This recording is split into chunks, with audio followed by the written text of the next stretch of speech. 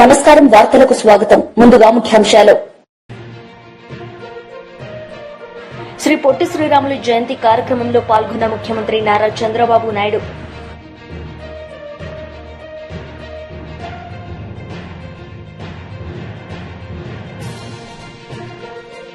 కేంద్ర మంత్రి కిషన్ రెడ్డి మీడియా సమావేశం. సీఎం రేవంత్ రెడ్డిపై ఫైర్. శ్రీ పొట్టి శ్రీరాములు జయంతి కార్యక్రమంలో పాల్గొన్న ముఖ్యమంత్రి నారా చంద్రబాబు నాయుడు. ఈ సందర్భంగా ఆయన మాట్లాడారు. అంటే బ్రిటిష్ వాళ్ళు చేసింది కొన్ని ప్రెసిడెన్సీస్ పెట్టుకున్నారు.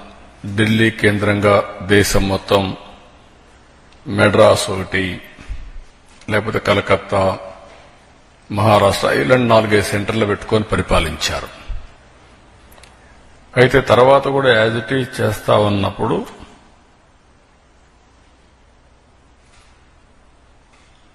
అలాంటివి చేసినప్పుడు ఈరోజు మనం ఒకసారి ఆలోచించినప్పుడు ఆయన ఒకటే ఆలోచించారు. ఏ భాష మాట్లాడే వాళ్ళకి వాళ్ళను పరిపాలించుకునే ఇది రావాలి అనేది ప్రగాఢమైన కోరిక. ఆ విషయమే మీరు చూస్తే ఎన్నో సంవత్సరాలుగా ఇప్పుడుండే ఆంధ్రప్రదేశ్ గాని, పార్ట్ ఆఫ్ ఒరిస్సా గాని, కర్ణాటక గాని, కేరళ గాని, ఇవన్నీ కూడా మెడ్రాస్ ప్రెసిడెన్సీలో ఉండేటివి. అలాంటప్పుడు పోరాటం చేసి మాకు తెలుగు భాష మాట్లాడే వాళ్లకు ఒక రాష్ట్రం కావాలని భాషా ప్రయుక్త రాష్ట్రం కోసం పోరాడిన వ్యక్తి, త్యాగం చేసిన వ్యక్తి, ఆత్మార్పణ చేసుకున్న వ్యక్తి పొట్టి శ్రీరాములు గారని చెప్పి కూడా నేను మీకు తెలియజేసుకుంటున్నా. అందరం కూడా సాధారణంగానే పుడతా ఉంటాం. ఆయన కూడా 1901 మార్చి ఇదే రోజున 16వ తారీఖున మద్రాసులో గురవయ్య మహాలక్ష్మ దంపతులకు జన్మించారు. ఆయన మెడ్రాసులో జన్మించిన తెలుగు వారికి రాష్ట్రం కావాలనేది ప్రగాఢమైన కోరిక. జన్మస్థలం నెల్లూరైనా అక్కడి నుంచి మెడ్రాస్కి, అప్పుడు అందరూ మెడ్రాస్కి వెళ్లారు. ఎందుకంటే రాజధాని మెడ్రాస్. మొన్నటి వరకు హైదరాబాద్ లో ఉన్నాం, ఇప్పుడు అమరావతికి వచ్చారు. ఇది ఎక్కడ రాజధాని ఉంటే అక్కడ అవకాశాలుంటాయి. చాలా మంది ఢిల్లీకి వెళ్తారు. ఎందుకంటే మన ఆశలు నెరవేరాలంటే రాజధాని నగరం అయితే అవకాశాలు ఎక్కువ ఉంటాయి, మన క్యారియర్ బాగుంటుందని చెప్పి కూడా వెళ్తా ఉంటాం. ఆయన కూడా అక్కడనే ఉండి ఇది చేశారు. అలాంటి వ్యక్తి యొక్క జయంతి ఉత్సవాలు ఈ సంవత్సరం అంతా జరపాలని గవర్నమెంట్ నిర్ణయించారు. దానికి మీరందరూ ముందుకు వచ్చారు. మీ అందరికి కూడా మనస్ఫూర్తిగా అభినందనలు. ఈ రోజుతో ప్రారంభమయ్యే ఈ ఉత్సవాలు 1 year మొత్తం చేసి నెక్స్ట్ మార్చి 16కి మన దీన్ని కన్క్లూడింగ్ సభ కూడా పెట్టుకుంటామని చెప్పి కూడా నేను మీకు తెలియజేస్తున్నా. అదే మరిగా రకరకాలుగా మనకు మార్పులు వచ్చాయి. ఈ మార్పులు కూడా మీరు చూస్తే ఆయన పెద్ద ఎత్తున పోరాడినప్పుడు కేంద్ర ప్రభుత్వం దిగిరాల. ఆయన చూస్తే తెలుగు ప్రజల సుదీర్ఘ ఆకాంక్ష.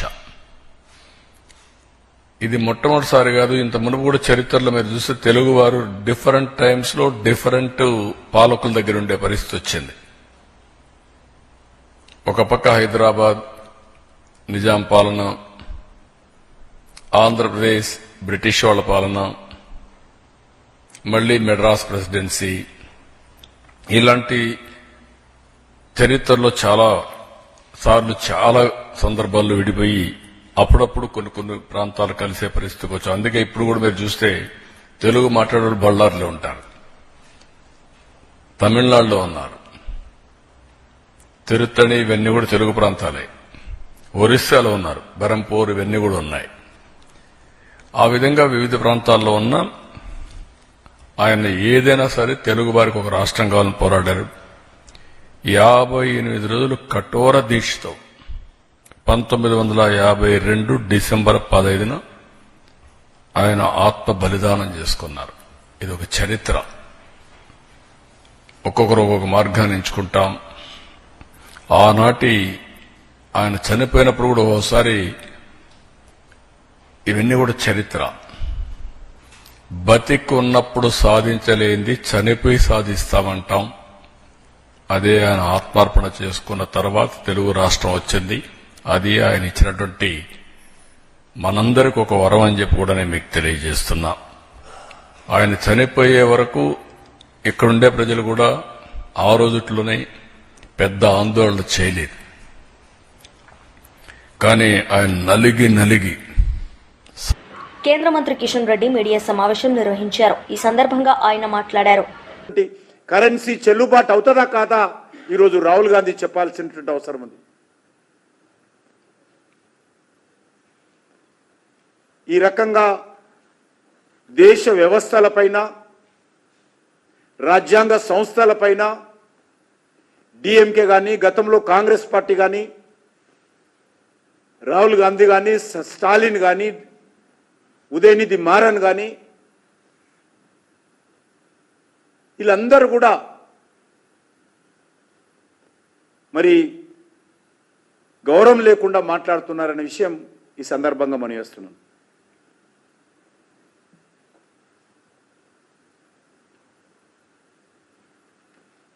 ఈరోజు ఎవరైనా తెలుగు భాషలో మాట్లాడుకోవాలంటే తెలుగు భాష మాట్లాడవచ్చు,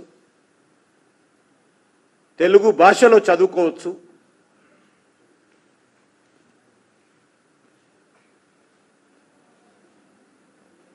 తమిళంలో మాట్లాడుకోవాలంటే తమిళంలో మాట్లాడుకోవచ్చు, చదువుకోవచ్చు. ఇంగ్లీష్లో మాట్లాడాలనుకుంటే ఇంగ్లీష్లో మాట్లాడుకోవచ్చు. ఏ ఒక్కరి మీద హిందీని బలవంతంగా రుద్దినటువంటి ఉదాహరణ ఈరోజు మనకి ఎక్కడా లేదు.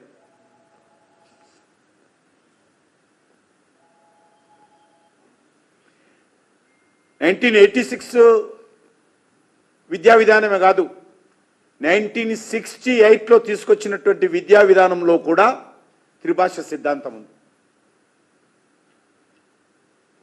ఇదేదో మోడీ గారి ప్రభుత్వం కొత్తగా తెచ్చినటువంటి విధానం కాదు.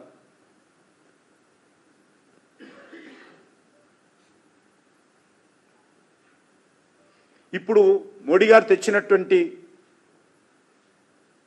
2020 న్యూ ఎడ్యుకేషన్ పాలసీలో తమకు నచ్చిన ప్రాంతీయ భాషల్లో చదువుకునేటువంటి అవకాశము, స్వేచ్ఛ, అధికారము, హక్కు చాలా స్పష్టంగా, అది తెలుగు కానీ, కన్నడ కానీ, మలయాళం కానీ, హిందీ కానీ, గుజరాత్ కానీ, మరాఠీ కానీ అన్ని రకాలుగా వాళ్ళకున్నది. అంతే తప్ప పలానా భాషనే నేర్చుకోవాలని ఎక్కడ కూడా ఒత్తిడి లేదు.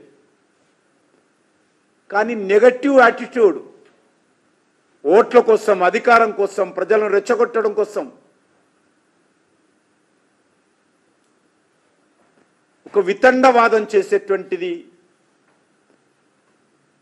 ఇది దేశానికి ఏమాత్రం మేలు జరగదని మనం చేస్తా ఉన్నాను.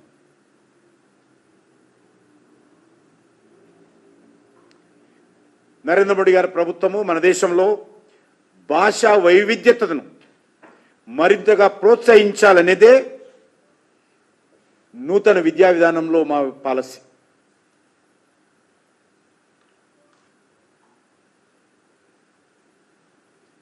ప్రతిసారి డిఎంకేకు కష్టం వచ్చినప్పుడు, కాంగ్రెస్ పార్టీ ఓడిపోయినప్పుడు ఈ రకమైనటువంటి అనవసరపు చర్చను, రాద్ధాంతాన్ని ముందుకు తీసుకొచ్చేటువంటి పరిస్థితి కనిపిస్తూ ఉంది.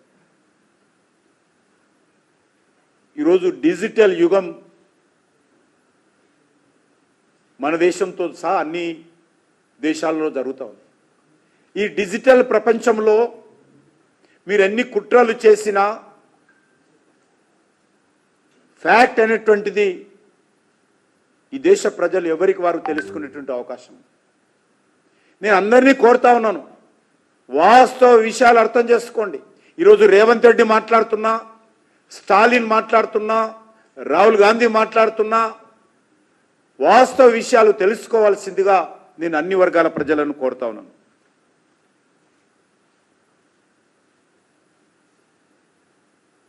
YCP leader Bhumana Karunakar Reddy media సమావేశం నిర్వహించారు. ఈ సందర్భంగా ఆయన మాట్లాడారు. అన్నటువంటి అనుమానాలు కూడా భక్తులకందరికీ కలుగుతున్నాయి. అది ఆధ్యాత్మిక క్షేత్రమే కాదు అని ప్రకటించదలుచుకున్నారా అన్నటువంటి అనుమానాలు కూడా ఈ 4 రాష్ట్రాలలో ఉన్నటువంటి భక్తులకు కలిగి ఆవేదనకు గురవ్వటం జరుగుతున్నది.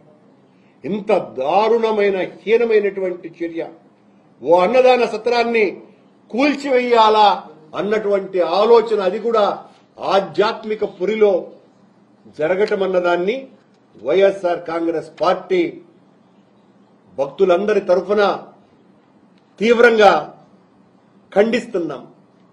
అలాగే ఆయన లోకేష్ గారు నిన్న మాట్లాడుతూ శవాల మీద పుట్టినటువంటి పార్టీ వైఎస్ఆర్ కాంగ్రెస్ పార్టీ అన్నటువంటి మాట, ఓ శవం మీద పుట్టింది, మరో శవం మీద అధికారంలోకి వచ్చింది అని ఓ అసభ్యకరమైనటువంటి మాటలు మాట్లాడినారు. బాధ్యతాయుతమైనటువంటి పదవిలో ఉండి మీరు ఆ మాట మాట్లాడితే మేము మాట్లాడాల్సి వస్తుంది. మీ పార్టీ అధికారంలోకి వచ్చింది, మీ తండ్రి ఒక శవాన్ని అడ్డు పెట్టుకుని సాక్షాత్తు దైవ సమానుడుగా వేలాది మంది కోట్లాది మంది పూజించేటువంటి అభిమానించేటువంటి ఎన్టీఆర్ గారి శవాన్ని అడ్డు పెట్టుకుని అధికారంలోకి నిలబడ్డది మీ పార్టీ అన్నటువంటి విషయాన్ని మరిచిపోవద్దని, ఆయన్ను మానసికంగా చంపి లాక్కున్నటువంటి అధికారం మీది. అది సత్యమైనటువంటి విషయం కదా. మీ పీఠం కింద, మీ అధికారం పీఠం కింద నా పాత మిత్రుడు పింగళి దశరథరాం, వంగవీటి మోహనరంగా, ఇలాంటి ఎంతో మంది శవాలు దాక్కుని ఉన్నాయి అన్నటువంటి విషయాన్ని కూడా లోకేష్ గారు మీరు గుర్తించాల్సినటువంటి అవసరం ఉన్నది. జగన్మోహన్ రెడ్డి గారిని తిడితే సరిపోతుంది, మేము నమ్మేస్తాము అని అనుకుంటే మీ పాప భాండారం, మీ రక్తసిక్తమైన హస్తం, అది కబంధ హస్తం కంటే చాలా పెద్దది అన్నటువంటి విషయాన్ని గుర్తు చేస్తున్నాం ఈ సందర్భంగా. మాజీ మంత్రి హరీష్ రావు మీడియా సమావేశం నిర్వహించారు. ఈ సందర్భంగా ఆయన మాట్లాడారు. ఫార్మాసిటీ భూములు వాపసు ఇస్తామన్నారు, అయితే భూములు వాపసు ఇవ్వండి, లేదా ఫార్మాసిటీ పెట్టి నిరుద్యోగ యువతకు ఉద్యోగాలు వచ్చేటట్టు చేయి. ఇది అబద్ధం కాదా? ఎల్ఆర్ఎస్ విషయంలో అబద్ధం, ఫార్మాసిటీ విషయంలో కాంగ్రెస్ అబద్ధం, కేసీఆర్ గారిని మార్చిడికి పంపిస్తా అని మాట్లాడడంలో అబద్ధం. అబద్ధాలకు బ్రాండ్ అంబాసిడరే రేవంత్ రెడ్డి. రుణమాఫీ, దాని మీద కూడా అబద్ధం ఆడిండు. రుణమాఫీపై ఇలా రేవంత్ రెడ్డి నాలుక మట్టబడ్డది. ఎన్నికల ముందు కేసీఆర్ 1,00,000 మాఫీ చేసినా అనుకుంటుండు, ఓట్లు పడతాయి అనుకుంటుండు. మళ్ళా ఓన్రి ఉరుకుండ్రి, బ్యాంకులో నిలబడుండ్రి, 2 లక్షలు అప్పు తెచ్చుకోండి, నేను రాగానే డిసెంబర్ 7 నాడు 2 లక్షలు మాఫీ చేస్తాను. బిడ్డ, డిసెంబర్ 7 2023 పోయింది, 2024 పోయింది, 2025 వచ్చినా నీ రుణమాఫీ ఎందుకు కాలేదు అని నేను అడుగుతా ఉన్నా. చిల్లర డ్రామా అసెంబ్లీలో. బీఆర్ఎస్ ప్రభుత్వము 2 విడతల్లో 28,000 కోట్ల రుణమాఫీ చేసింది. మీరంతా 18,000 కూడా చేయలే, 18,000 కూడా చేయలే. నిన్న చదువుతున్న లిస్టు అసెంబ్లీలో కాన్స్టిట్యున్సీ వైజ్ ఒక్క విడత చదువుతున్నారు, ఇంకో విడత చదువుతలేరు. మేము 2018లో చేసినాం, 2023లో చేసినాం.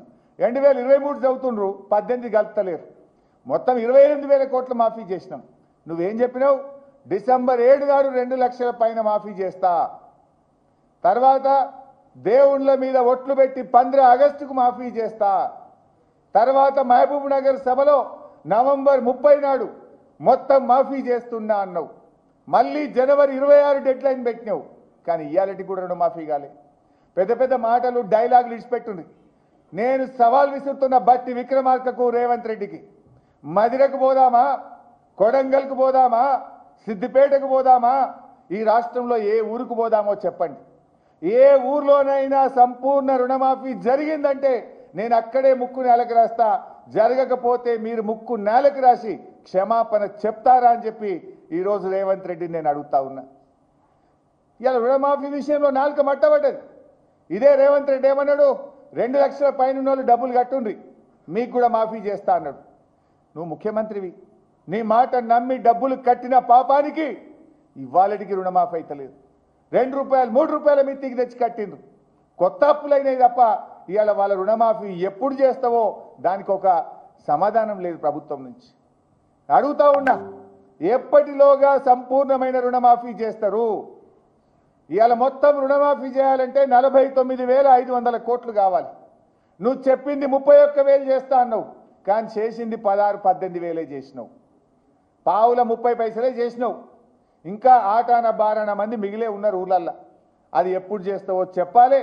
నువ్వు నిజంగా చేసినా అంటే ఏ ఊరికి పోదామో చెప్పు, ఎప్పుడు పోదామో చెప్పు, నేను మాట్లాడడానికి మీ వెంట రావడానికి సిద్ధంగా ఉన్నాం. పోదాంపా, గన్మెన్లు లేకుండా, సెక్యూరిటీ లేకుండా ఈ రాష్ట్రంలో ఏ ఊరికి పోదామప్పా, పోయి అడుగుదాంపా.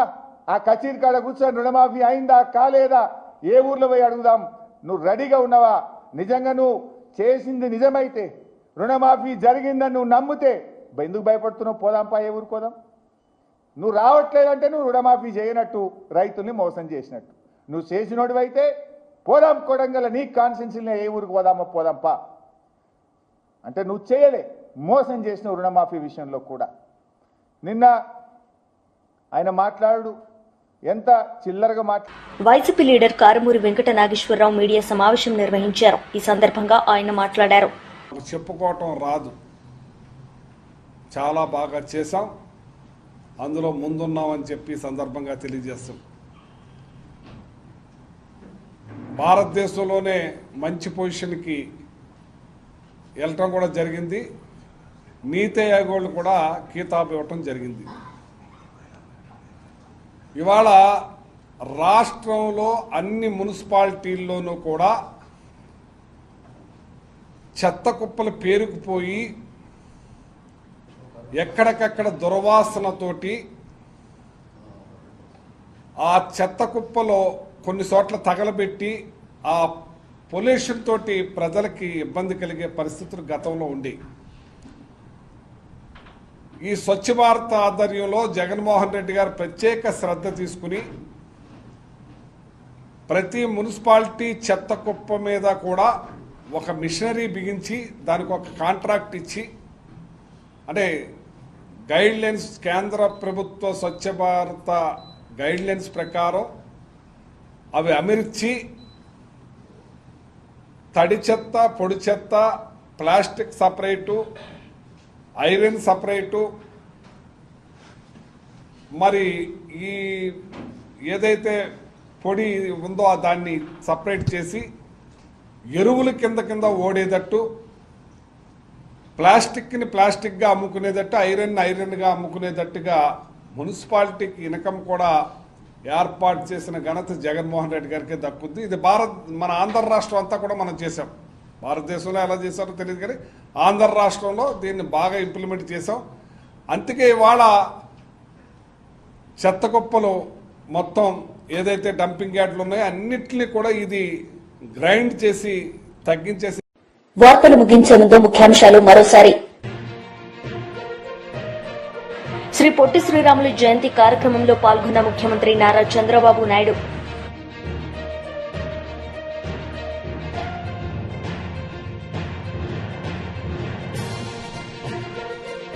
కేంద్ర మంత్రి కిషన్ రెడ్డి మీడియా సమావేశం, సీఎం రేవంత్ రెడ్డిపై ఫైర్. ఈ వార్తలు ఇంతటితో సమాప్తం. తిరిగి ప్రసారమయ్యే వార్తల్లో మళ్లీ కలుద్దాం. అంతవరకు సెలవు. నమస్తే.